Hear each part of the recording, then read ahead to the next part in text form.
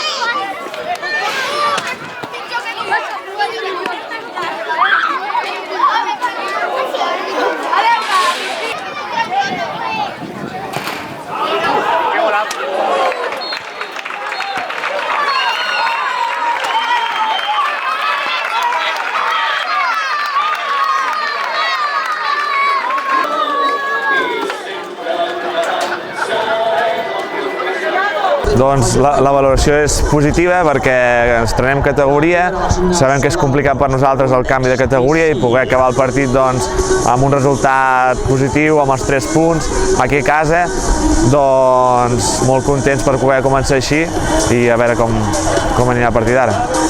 Sí, el principal objectiu és disfrutar de la categoria, ha costat molt d'aconseguir, ara és important poder disfrutar i competir cada cap de setmana al màxim de les nostres possibilitats i a partir d'aquí veure fins on som capaços d'arribar.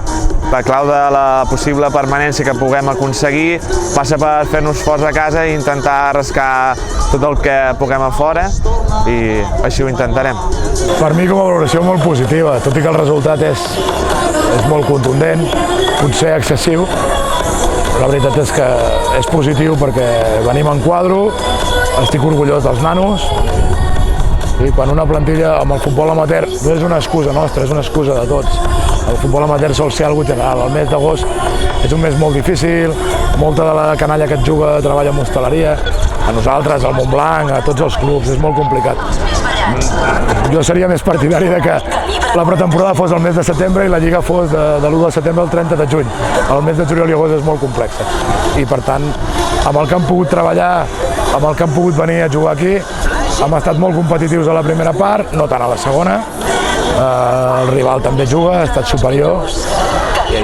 Molt positiu el que he vist del rival, molt positiu el que he vist per part nostra també. Bueno, més que un repte, una il·lusió, totalment d'acord amb tu.